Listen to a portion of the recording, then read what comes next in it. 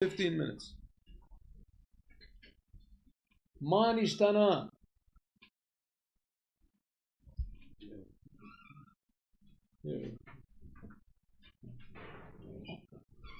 Ma nishtana.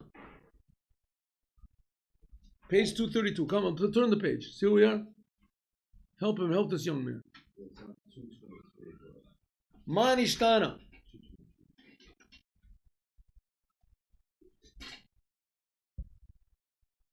Seder Arba Kushas Lafi Minhag Chabad is Matbilin, Matzah, Morer, Masubin. According to the order of most other people, the order that they have is, why is it Matzah comes first? Why is it all the other nights we eat bread and whatever we want, and tonight you can only eat matzah? That's how the others start off. Matzah. Chabad starts off with, why do we dip? Now, the commandment of eating matzah, the Rebbe is going to talk about the commandment of eating matzah is a commandment from the Torah. It is a commandment from the Torah. Even nowadays, matzah tochal shivas yamim, you must eat matzah. Right? Moror is only from the rabbis. Moror, because it says al matzah zamor yochlu, moror was eaten only together with the Korban Pesach. And we don't have the Korban Pesach today. Korban Pesach is the paschal lamb or goat. You can bring a goat also.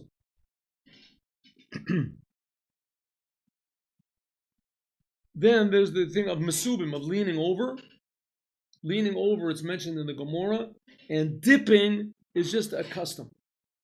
Dipping is just a custom. So usually that's the last one they ask. On all the other nights we eat bread. This night we eat matzah. On all the other nights we can eat any sort of vegetables we want. Tonight we eat bitter. On all the other nights we can eat sitting up. Tonight we're leaning over. And all the other nights you don't have to dip at all if you don't want to. And tonight we dip. But in Chabad, the dipping is asked first. L'chor at first glance, bilti move, and it's not understood. Hari seder zeh eino matim lo l'chashivot inyanim v'lo l'seder hofat ha'dvarim lifnei ha'yeled. This is not. This is the wrong order, says the Rebbe. You understand? It's Zachariah. Yeah. On the night of Pesach, remember we asked 4 questions? Yep, I do. So what are the 4 questions? Do you remember? If God would have not gave us the Sabbath, it would have been sufficient. No. That's at the end. Oh, yeah, the 4 questions. 4 questions. Okay, hear that. The 4 questions is, why do we eat matzah tonight? Why do we eat morer tonight? Why do we lean over tonight? And why do we dip the food? The L'chor at first glance is not understood. This order is not fitting, not according to the importance, and not according to how the child sees it. And the order of the night. Lafi Yeshiva is the most important is matzah. Matzah is from the Torah. Morer comes from the rabbis. Mesubim is a very important thing. It's mentioned in the Gemara that this shows freedom. But in the end, dipping, this is just a custom. If so, the order that Chabad does it is not right. The Chabad puts the least important one, which is the dipping, which is only a custom, puts it first. What about how the child sees it? Because these are all, the whole night of the Seder of Pesach is arranged according to make a child interested. According to the order that the children see things, as matbilin, the thing of dipping should be the very last thing. Because what is the dipping? The dipping is when he dips the moror, or at least after mesubim, at least after leaning. Because a person leans over when you make kiddush, even before you dip the egg in the salt water. Good? So why in the Chabad do they put the thing of dipping? We dip the egg, we dip the moror, and we dip the karpas. Yeah, why? Yeshnam ke'elu, some people say that the mitzvah of the Torah, you should do a tokif, strongly. Ad kedei mesirut nefesh. even to the point where a person is willing to risk his life to do a command from the Torah. And also the mitzvahs of the rabbis you have to do. Because they're also, the mitzvahs of the rabbis also come from the Torah. The Torah gives the rabbis power to make, not just power, but it commands the rabbis to make commandments. Lo tosur, like the Rambam says, explains in great length. But customs, like dipping, harikeshem nitnim bibitzua, because you can do those easily. It's not really that so important to do the customs. You can do them, but certainly you don't have to risk your life on it. Yoter mizu, even more, they claim, b'shah shekayim hatzorich lachanech et yeladim, when you're going to teach the children to walk in the ways of the Torah, hari hatzlacha malaya musegas b'kushi rav. It's very difficult to educate children, especially nowadays, to keep the Torah and do the commandments. Therefore, let's teach the children, because the whole night of the Seder Pesach is for teaching the children. Let's concentrate on the most important things. Let's not talk about the customs. About the main things, which is the Torah. Therefore, matzah should be first. Matzah is a mitzvah from the Torah. It should be first. Kalapi Elu, says the Rebbe, these people are very good ideas, but Chabad says no. Bo hora miseder kushas. A davar rishon, the first thing that a child asks is, the first thing that a child feels, the first thing, the main thing that makes an impression on a child, eino inyan midaraisa of rabbanan. It's not that he sees his father doing things from the Torah or even from the rabbis. Ela minhag Yisrael hu adavar she'ein atinuk tzada alo. But the customs of the Jews, this is the thing that the eye of the child catches. And it has a tremendous effect on him. What has the deepest effect on a child, says the Rebbe? Customs. Jewish customs have more an effect than seeing his father put on tefillin or doing. Why? We'll see. If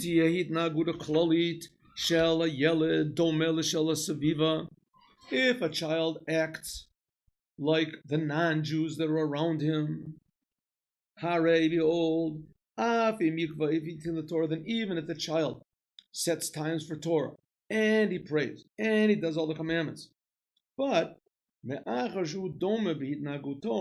because when he has his own free time, his conduct is similar to the children around him, it won't be seen that he's a Jew. There won't be any difference between him and the other goyim. The main thing of the Torah is that God chose us to be different from the goyim. Will bring even the mitzvahs that he does and the Torah that he learns, you won't feel any holiness. In other words, what is the thing of the customs? What do customs do? Customs you take from your own free time. You're not commanded to do them. It's optional, and nevertheless you do the customs. It shows that you take from your own self, your own interest, and you want to serve God from your own free will. Commandments are things God commands you. You want to be a religious Jew, you got to do the commandments, right? You have to do the commandments. But if you want to be a religious Jew, you don't have to do the customs.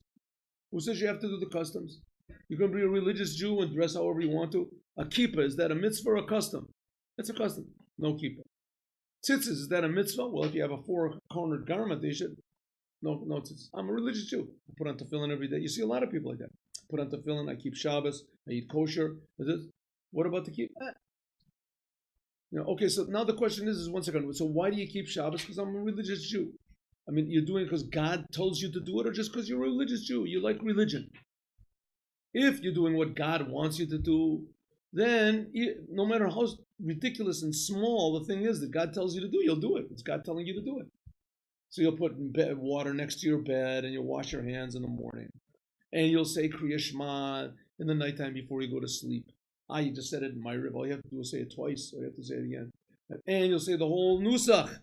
And maybe you'll also do chitas. You'll do chumash, tilim, and Torah. You don't have to do it, right? But as much as you can. Therefore, kasher pagum ba'adam hayesod, if there is lacking by a person the foundation of Judaism, namely the holiness of the Torah and the holiness of the commandments. In other words, he's doing it because it's a religion, not because it's holy, because it's the source of life. Alul liyot shebemeshech hazaman, that in the course of time it could be, God forbid, also the doing of the commandments. Well, I'm doing it just because of a religion, just because I want to be in this religious country, club, group, whatever it is. No savakaka, in addition to that, minhagi Yisrael, mahavim meim atzmam Torah. Not only that, is it the truth that the customs of the Jews are also Torah, like it says, minhag Yisrael Torah hi. Even the customs of women that the women do, they give charity, whatever, before they light candles, whatever. Therefore, ein lishkol ma adif. Therefore, because everything comes from God, even the customs, so we should not start judging what is better. A commandment from the Torah, a commandment from the rabbis, a custom. Levater al davar, hare nosav lekachnal that yesh kan hayesod rishon bechinuch. A child has to know shehu shonim yakol. A child has to know that he's a Jew. Jews are different. It's an essential basis of Judaism. Jews have a job. I remember we had in our school, when I was in high school, I was not in religious, they used to be, which was Jewish. We used to have a teacher. I won't say his name because maybe he's still alive. If he is, I don't know if he's not senile, but and his thing was he used to try to be friends with the kids. Everybody hated him. Everyone hated him. He used to walk to the halls, he'd say hi, and he was dressed like really try to dress really like modern and nice, He'd say hi, and he would, touch all the girls, and he'd shake hands with all the guys. And everybody hated his guts. Jewish, yeah. Jewish, sure. Everybody, nobody could stand him. Everybody used to laugh at him. But he was the teacher, and nobody, wanted to make him mad in class, And so, and once in a while, the girls would say, take your hands off me, once in a while. But, he sort of knew how to do that. And he wasn't married. He wanted to show everybody how he was one of the guys, right? He had this little nice jacket and everything. He'd come in and take off his jacket. And would just, like sit on one of the tables of the kids. I don't know. I don't think he was. In those days, there weren't things like that. I don't think that he was. If he was, it would have been more, maybe a little bit acceptable. I don't know. Anyway, we're not talking about that. The point is, the Jews are supposed to be the teachers of mankind. If we try to be like everybody else and ingratiate ourselves to everyone, that everyone's supposed to be our friends and like us, and please like me, please be my friend, please, whatever you do, you can hit me, you can punch me, you can do, but I'm still your friend. I'm your friend, won't you be my friend? So that everybody hates us. Because we have why did everybody hate this teacher? They hated him because he had a job to do. He was supposed to be teaching the kids, and he didn't do it. He wasn't teaching the kids. You want to be friendly, but do your job. Do your job. You're supposed to be a good example. You're supposed to be a teacher. You're supposed to be there for a purpose. If not, the kids are just wasting every day 2-3 hours and sitting in your class for absolutely no reason. Just that they'll be your friends and you'll be enjoying. That's the reason they came to school, is to be your friend. The people are the same thing. They came to the world in order to learn how to be people. And the Jewish people are supposed to teach them this. They're supposed to. So in order to do that, we have to remind ourselves constantly, because we're outnumbered. And there's always a tremendous urge to be like everybody else, right? Why should I be different? Everybody has to, that makes a tremendous responsibility. I used to know somebody very well that he was a hypochondriac. He always used to be sick. Always sick. Why? So they wouldn't have responsibility. I'm sick. I can't talk. I'm sick. I can't be nice. I'm sick. I can't teach. Don't expect me to be pleasant. I'm sick. I'm always, the guy's always sick. In fact, he was sick. He was sick in his head, but he wasn't sick. Right? Always sick. The same thing, the Jewish people. I'm like, I can't. I have no responsibility. I can't do it. Therefore, a Jew must know that he's different. How do we get that? The birth of the Jewish people is Pesach. The night of Pesach is the birth of the Jewish people. We have to educate our children. The whole Seder of Pesach is to educate the children. We have to educate the children that they are Jews and must be different in everything. And the place that begins is with the customs.